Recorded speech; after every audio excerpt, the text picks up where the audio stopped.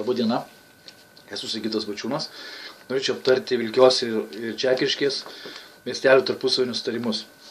Atsiprašau visų, bet aš skaitysiu iš rašto, nes taip man bus lengviau.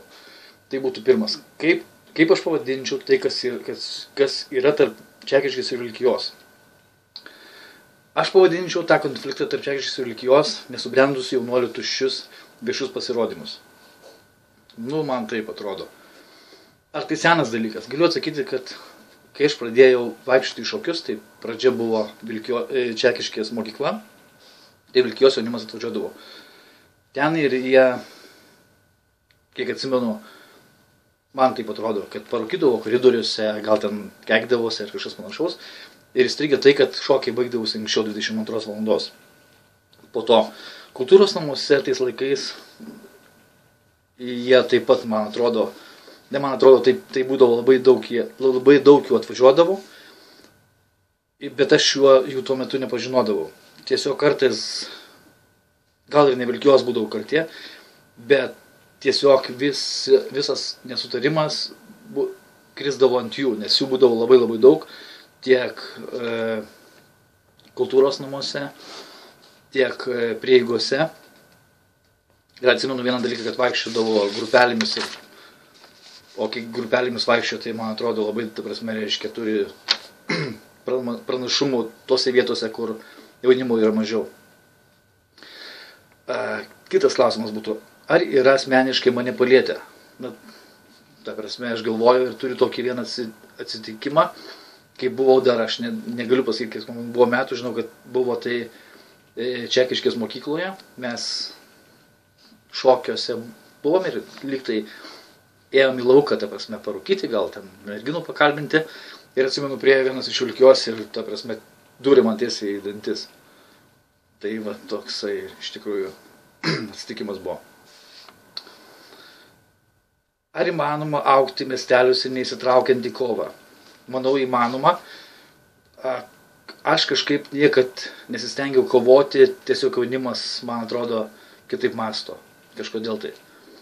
Kodėl vyksta susirėmimai?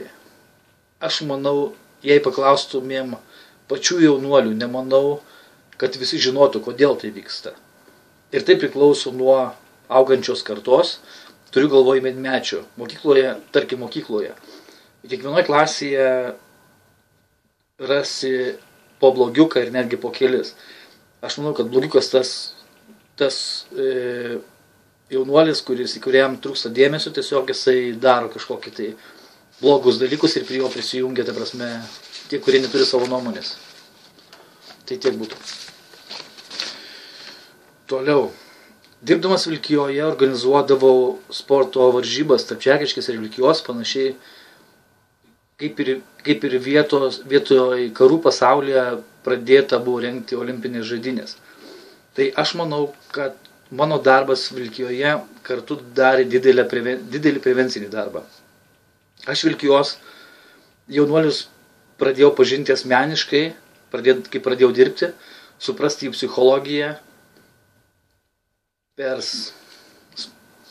Tiesiog buvo daug sportinių varžybų, turnyrų, tai manau darė didelę įtaką. Sakyčiau, jaunimo tarpe atsirado bendrų interesų, kartu važiuodavom palaikyti Kauno Žalgirį, žaisdavom futbolą, netgi turėjom Vilkijos ir Čekiškės bendrą futbolo komandą tuo metu. Ar organizuodamas varžybas turėjau kokį nors tikslą be sporto? Tuo metu apie tai tikrai negalvodavau, bet dabar susimastau. Aš Vilkijoje pradirbau be 3,5 mėnesių 9 metus Vilkijos gimnazijoje. Baigiau Vilkijos gimnazijoje. Tai yra, sakyčiau, užauginta yra viena karta. Ir man išlikė tik geri prisiminimai. Tai, manau, tikslas buvo ir be sporto. Kaip sekėsi kovas perkelti iš muštinių lauko į sportą? Vieną kartą, sakyčiau, buvo atvirkščiai. Aš dirbau vasarą savanoriu Kaune per jaunimo Europos lengvosios atletikos čempionatą ir tuo metu grįžau vakare sužaisti futbolo varžybų. Mes tas varžybas laimėjom 4-1, buvom visa galva aukštesni už Vilkiją Dar atsimenu, kad atakuojant kažkas iš mūsų išmušė Rimanto Dabulskio, mano buvusio, ta prasme, kolegos Vilkijoje autobusiuko langą. Nu, žodžiu, lyg tai viskas ir pasibaigė, bet naktį kažkas iš Vilkijos sumušė kelis paauglius čekiškėje mėtančius į krepšį. Tai ar tai buvo sutapimas, ar tai nuoskauda, tiesiog kartais įvyksta tokių beprasmiškų kovų, sakyčiau. 8 klausimas būtų. Suaugusiai nenorėtų, kad jų vaikas būtų sužalotas, kad augtų baimėje. Tai aš tiesiog galvoju, kad suaugusiai nenori, suaugusiai patys turėtų daugiau suimti su savo atžalomis. Sakyčiau, savaitgaliais, laisvų nuo darbo metu, turiu galvoje, kad paauglys būtų sudomintas, kad jisai būtų užsiėmęs, nes tada jisai turės kur save realizuoti. Kaip manai, kodėl suaugusiai negali nutraukti ilgamečių kovų tarp miestelių vaikinų? Manau, tai yra tiek vieno, tiek kito miestelių suaugusiems turėtų labai stipriai rūpėti. Tiesiog turi dažniau kalbėti su savo vaiku, ieškoti būdų išvengti įsisenėjusį konfliktą. Stengtis kiek įmanoma tarkim, vyksta renginiai visokie, kad dalyvautų šeimom, kad bendrautų tarpusavyje, tarkim, Vilkijos, Čekiškės ar ten aplinkinių, daugiau pažintų vienas kitą ir mažėtų, ta prasme, visas šitos, kas vyksta. Kaip galima būtų pasiekti, kad muštynės baigtųsi ir jauniems žmonėms negrėstų pavojus būti sužalotiems? Man tokia gimė idėja, kad, tarkim, kiekvienas miestelis, kaimas turėtų po jauną energingą žmogų, atsakingą už kultūros, sporto ir meno renginius. Galėtų būti skiriamas tiesiog etatas iš rajono savivaldybės.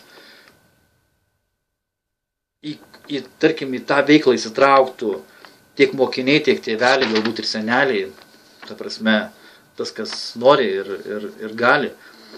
Tas žmogus turėtų, aš manau, uždirbti neblogus pinigus, turėtų būti pavaldus miestelio seniūnui, nes šiuo metu, manau, maži miesteliai merdė. Ar aš neteisus? Tik tokiu būdu, manau, išsaugotume gerus santykius tarp bendruomenių. Ir aš manau, kad tiesiog tos sporto varžybos turėtų jaunuolis paauglys galų galiai išsiaiškinti geriau santykius, manau, aikštelėje, kad jisai yra greitesnis, kad jisai gali mušti daugiau įvarčių, kad jisai gali atkovoti daugiau kamuolių.